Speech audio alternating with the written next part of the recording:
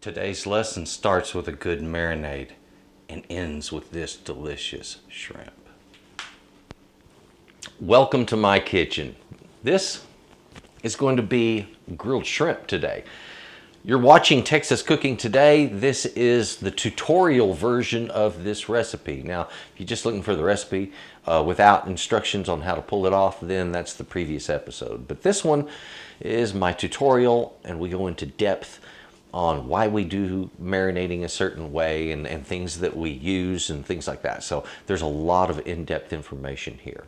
Got some great ingredients, some fantastic looking prawns here. Fresh, desirable, good stuff. This is a really tasty recipe.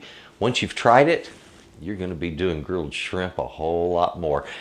This one is a recipe worth keeping. Now, folks, one of the things I enjoy doing, I love doing, is grilling. I grill a lot. On average, I would say I have at least 2 grilled meals per week. So my grill gets a lot of use. Even in the cold of winter, we just had a bad cold snap in Texas and everybody was snowed in. Well, fortunately, where I live, we still had gas running. So I was out using my grill cooking up some really good food. All right, so even in the worst weather, I'm going to be out grilling. All right, so this is grilled shrimp. I want to share with you how I like to do this. There's some great stuff here, great lessons. You're going to enjoy this one, and I'm going to enjoy teaching it. Folks, come on over, let's take a look. The ingredients we're going to be using for this, let's start right here with our shrimp. I've got some what we call jumbo shrimp right here. Now, I was looking for colossal, but best I could find was jumbo, and that's perfect for this. Don't really get any smaller. Tarragon, lime juice, some olive oil at the right point, salt, soy sauce, garlic. Folks, this marinade is popping good, and the shrimp, when grilled with a little smoke, it's an unbelievable dish. I'm looking forward to you trying this, but we've got to get this marinated. Let's get on. I'm about to make this marinade, but before we get into all that, something I want to mention are your skewers. There's a couple of different ways. If you've never done skewered foods before and you don't want to invest in skewers just yet, get you a little package of these. They sell them at most grocery stores. These are bamboo skewers, and I got the small ones here, the smallest ones they sell. They also have a larger one than this. They are better for heavier meats like chicken or beef. But the little ones are great for shrimp. Sometimes when you skewer a meat onto a round skewer like this, the shrimp wants to just spin on there. So you go to flip it over on the grill, and then one shrimp turns and the others don't, or vice versa, and it turns into a mess. To reduce that problem, you can use 2 skewers side by side through the shrimp. It really, in my book, it enhances the appearance of that skewered shrimp. All right, having the 2 skewers running through it. And it makes handling so much easier. So consider that for those. You can soak these in water before using them, and they're a little less prone to burn on the ends as you cook. If you would like, get some good skewers, and I recommend skewers that do not have a wood handle. Get something that is flat, not round, when you're out looking for them. I have these. These are my small skewers, and I use these for things like shrimp, okay, for delicate things. I have larger skewers for heavier items. So we're going to get into using these. Let's make this marinade, and it starts by mincing this garlic. I want to do that now. Okay, so I show you how to mince garlic. The first thing is you got to get past that papery husk.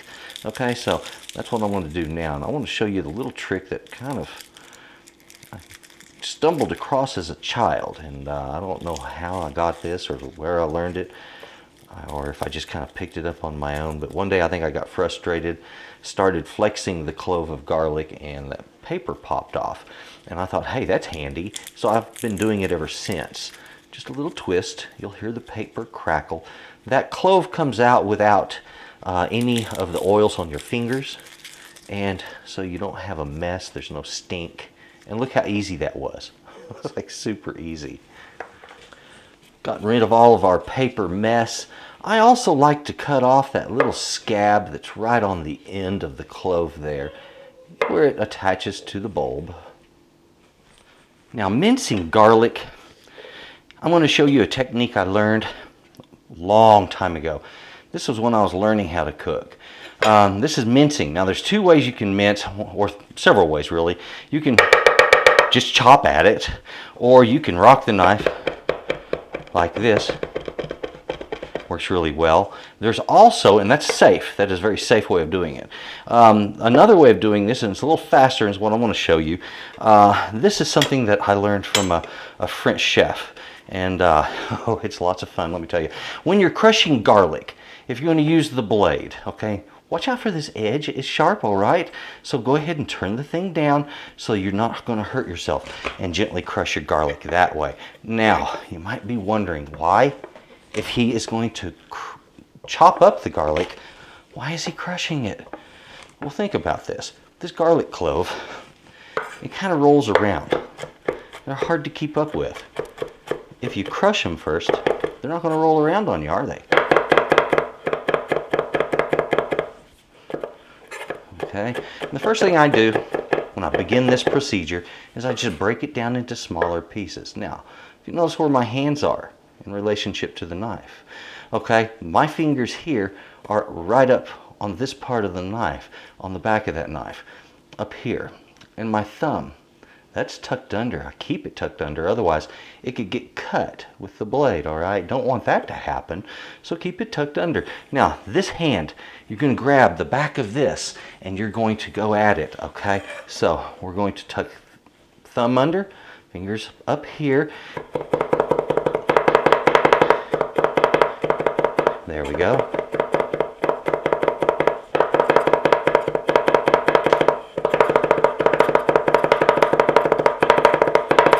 So, doing this faster is simply a matter of speeding up this motion.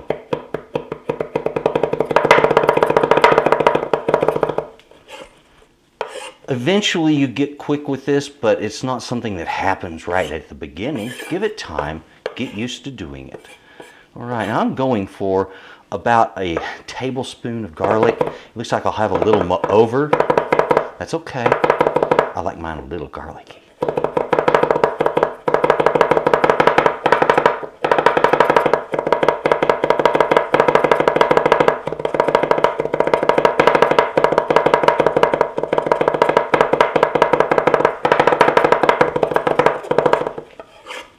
Now, once you get it down to a certain point, you can just basically go right at it because your pieces are small enough. Now, the next thing I want to mention when mincing, there is a little technique I again stumbled across. I noticed it actually. When my knife was angled a little bit, then I get a better mince. I get a better chopping action. When it's straight up and down, it doesn't chop quite as well as it does when I put about a tiny angle on it. What's that? Maybe 7 to 10 degrees, okay? So, and it does chop better that way.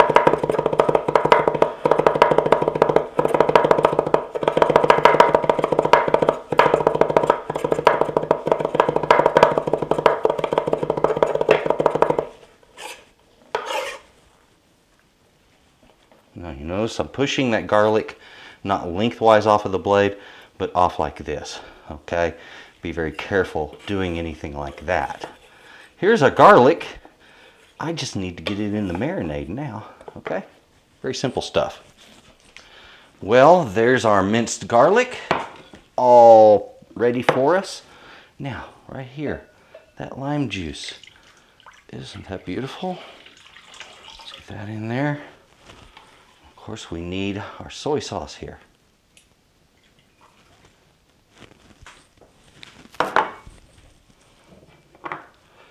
The herbs, our tarragon, oh, yeah. And I'm going to give it a little stir. Just get it mixed together well. That's all you have to do. There we go. Now, in a little bit, I'm going to take this marinade, pour it right into a Ziploc bag. And I want to put that shrimp in that same Ziploc bag. Okay, so what I want to do here is just place that edge of the bag right over the side of the bowl. And that way, when I start pouring, it pours directly into the base of the bag. Okay, just like that. Simple enough, huh? the shrimp. In case you wondered why I was still wearing those gloves, well, I'm not afraid to touch shrimp. That's not the issue. But if I want to move on to the next segment in filming as quickly as possible, taking these right off sure makes that a lot faster. And in the kitchen, I want to say this. Cooking gloves really do speed up the work a lot for that very reason. You don't have to waste time with cleaning your hands when you can simply strip the gloves off and clean up is all finished. So we're going to take this, let's push some of that air out of the bag there. And the whole idea here is to get that shrimp well coated in that juice. Now looky there. Right now I know everything in there is thoroughly coated. When I put this in the refrigerator though, I don't want this bag leaking, and sometimes these things do. You know what I'm talking about. It's probably happened to you before. So what we're going to do, we're going to get all smart about this. I'm going to put that shrimp down in there just like that, and that bowl will pull everything together and help pull the juice over the top of the shrimp, marinating it thoroughly. However, I'm going to recommend that you turn it. Give it a turn about, once every 30 or 45 minutes. Get good thorough marinating. 2 hours to 3 hours, okay? Don't go past 3 hours of marinating this, okay? The marinade, believe it or not, is acidic, very acidic. It is now cooking the shrimp. It's cooking it chemically. And so what we want to do is to limit how much of that happens and to control that flavor penetration. You have strong flavors and it's going to come through well. So don't try overdoing it, okay? 2 hours right there. Ladies and gentlemen, there has been an old debate when it comes to grilling, and this debate goes back to the invention of both the gas and charcoal grills, okay? So what we're looking at here, some folks like charcoal, some people like to cook with gas. Now, I'm one of those that likes gas. I'm going to mention this though. If you like the flavor of charcoal and you have a gas grill, here's how you get the charcoal flavor, okay? You don't have to have a charcoal grill. You wrap your charcoal, just a smaller amount, you wrap that up in foil, okay? Poke holes in the foil.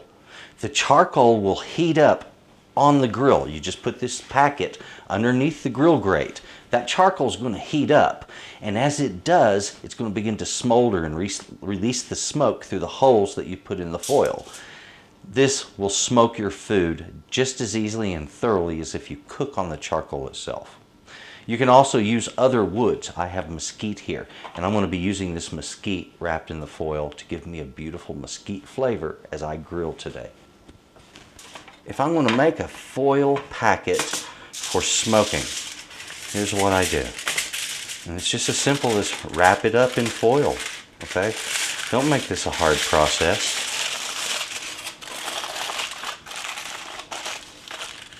I can use one of my skewers if I wish to poke some holes, and it doesn't take many, okay? Just a couple in the sides, and this thing will smoke wonderfully, okay? So that's going to release its smoke. It'll do a beautiful job. That little charcoal packet that we've made, 2 ways we can do it.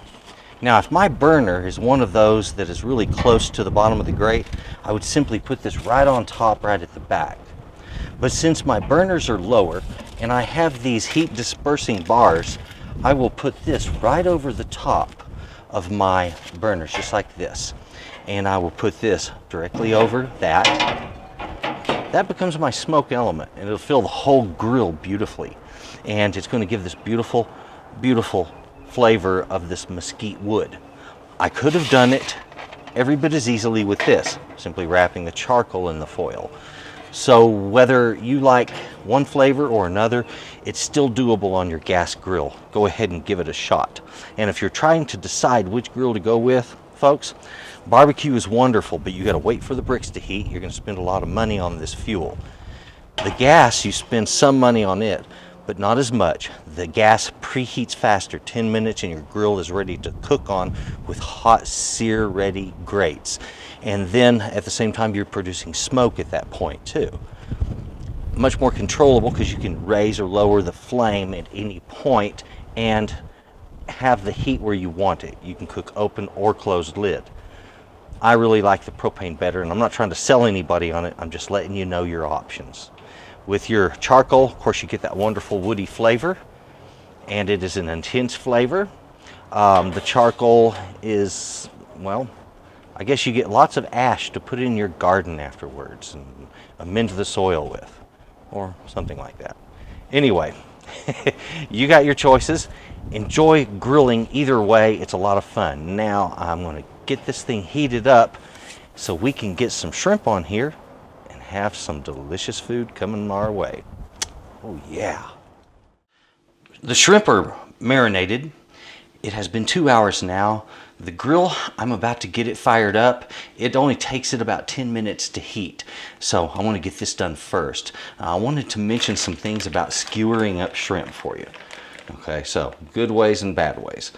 My favorite way, and I think it gives a very good presentation, is I start at the tail with my skewer just about, a centimeter, about 1/4 of an inch, right above that shell on the tail. Just go straight through and then carry it through right into the thick part of the meat and coming out the backside here, not the cut end. Okay, this gives a good presentation when you line every one of them up in an identical way.